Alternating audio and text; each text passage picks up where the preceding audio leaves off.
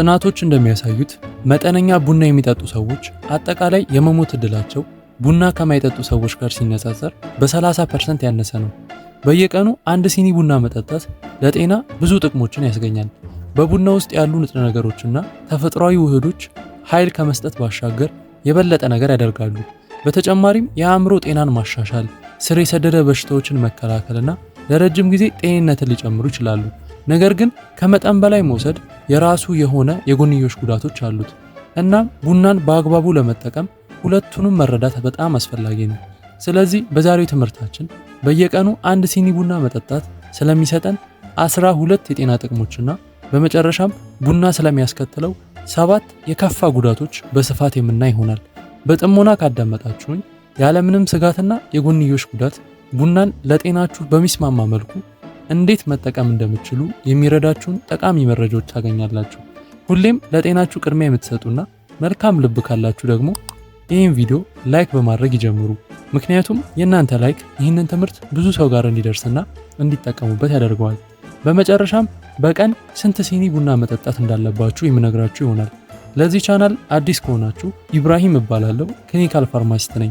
ዩቲዩብ ላይ ስለ ጤናችሁ ማወቅ ፈልገው ከሚመጡ ጥቂት አስተዋይ ሰዎች ውስጥ ከሆኑ ሰብስክራይብ በማድረግ ቤተሰባችን ይሁኑ።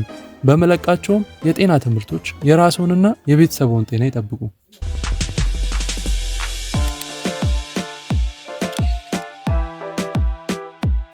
በመጀመሪያም ቡና መጠጣት የሚሰጠውን ዋና የጤና ጥቅሞችን እንይ። አንደኛ፣ የኃይል መጠንን ይጨምራል። ካፌን እንቅልፍ እንዲለን የሚያደርገውን አዲኖሲን የተባለውን የነርቭ አስተላላፊ በመግታት ንቃትንና ትኩረትን የሚያጎለብት የታወቀ አበረታች ነው። አንድ ሲኒ ቡና እንኳን መጠጣት ስራ ላይ ውጤታማነትንና ትኩረትን ከፍ ሊያደርግ ይችላል። ይህም ቀንን ለመጀመር ወይም ከከሰዓት ኃይልን ለመጨመር ተመራጭ ያደርገዋል። ሁለተኛ፣ በአንቲኦክሲዳንት የበለጸገ ነው። ቡና እንደ ክሎሮጄኒክ አሲድ እና ፖሊፌኖል ባሉ አንቲኦክሲዳንት የተሞላ ነው። እነዚህም ነፃ ራዲካልን በማጥፋት ሰውነት የኦክሳይድ ውጥረትን ለመቋቋም ይረዳል። ይህ አንቲኦክሲዳንት ማበልጸጊያ ጤናን ይደግፋል፣ እንዲሁም ለብዙ ስር የሰደዱ በሽታዎች ቁልፍ ምክንያት የሆነውን የሰውነት መቆጣትን ይቀንሳሉ። ሶስተኛ፣ ከፍ ያለ ስሜትና ዝቅተኛ የድብርት ስጋት። ቡና መጠጣት ከደስታና ከደህንነት ጋር የተቆራኘውን ዶፓሚን ነርቭ አስተላላፊ እንዲለቀቅ ያደርጋል። ጥናቶች እንደሚያረጋግጡት መጠነኛ የሆነ የቡና አጠቃቀም ለድብርት ተጋላጭነትን እንደሚቀንስ አሳይተዋል። ይህም ስሜትን በሚያሻሽሉ የአንጎል ኬሚካሎች ላይ ባለው ተጽዕኖ ሊሆን ይችላል። አራተኛ፣ ለልብ ጤና ድጋፍ። መጠነኛ የቡና አጠቃቀም ለልብ ጤና እንደሚጠቅም ተረጋግጧል።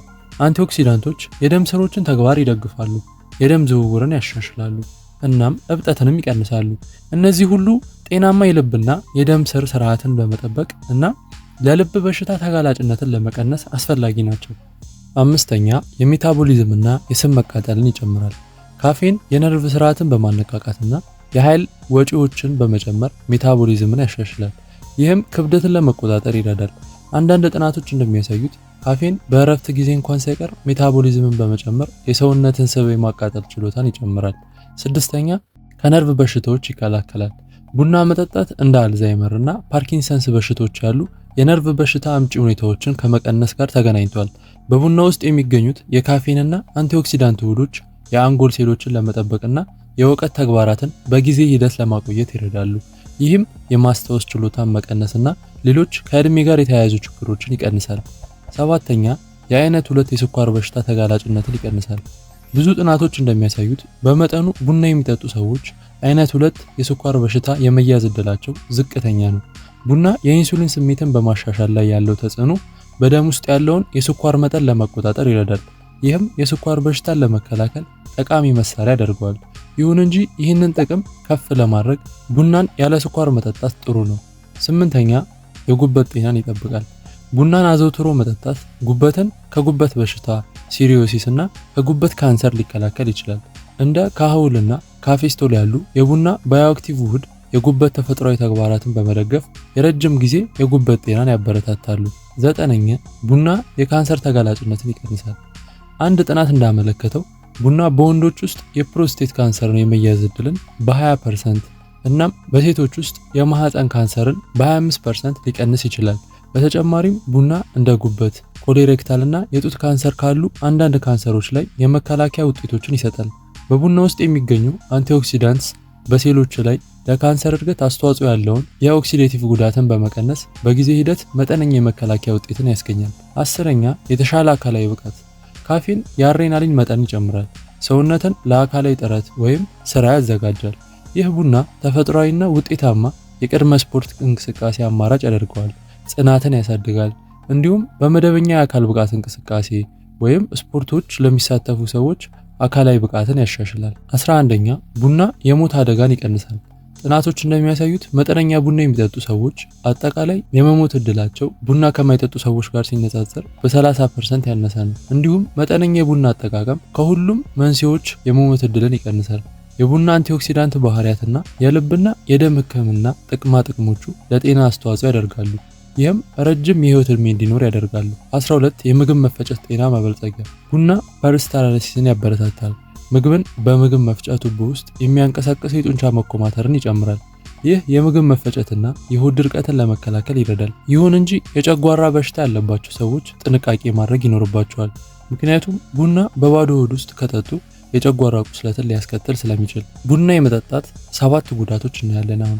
አንደኛ ቡና ሊገድል ይችላል። ካፌንን ከመጠን በላይ በመውሰዱ ምክንያት የሞተ ሰው ላይ ምርመራ ተደርጎ በደም ውስጥ 180 ሚሊግራም ፐር ሊትር ተገኝቷል። ይህም በሲኒ ስናየው ከፍተኛ የቡና መጠን እስከ 38 ሲኒ ይሆናል ማለት ነው። ከሱ በላይ መጠጣት ለሞት ይዳርጋል። ሁለተኛ የእንቅልፍ መዛባት። የካፌን አነቃቂ ተጽዕኖች ለብዙ ሰዓታት ሊቆዩ ይችላሉ።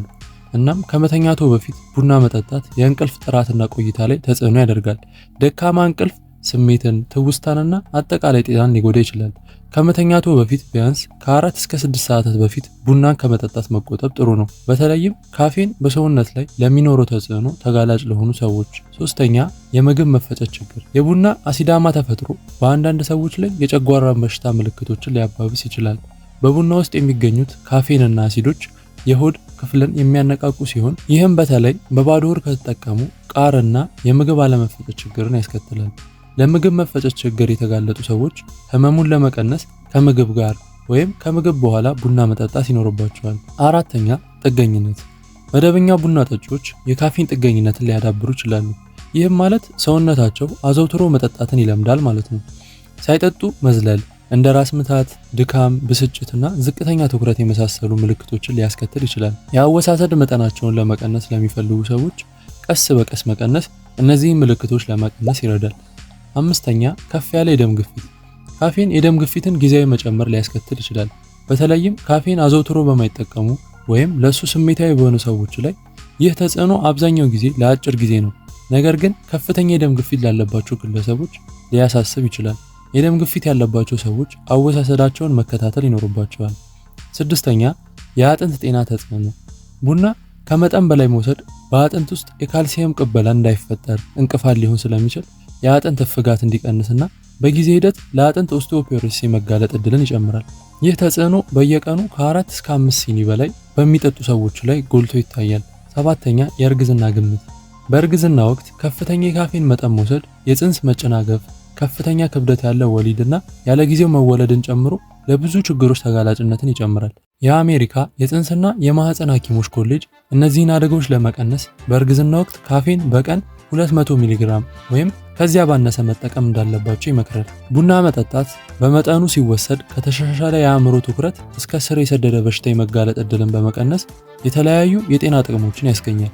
ነገር ግን ውስንነቶችንና የጎንዮሽ ጉዳቶችን በተለይም ለካፌን ስሜታዊ ከሆኑ ወይም የተወሰኑ የጤና ሁኔታዎች ካሉት ማስታወስ አስፈላጊ ነው። ቡናን ከጤናማ የአኗኗር ዘይቤ ጋር በማመጣጠንና መጠነኛ ፍጆታ በመጠቀም የቡናን የጤና ጠቀሜቶች በአስተማማኝ ሁኔታ ለማግኘት ያስችላል።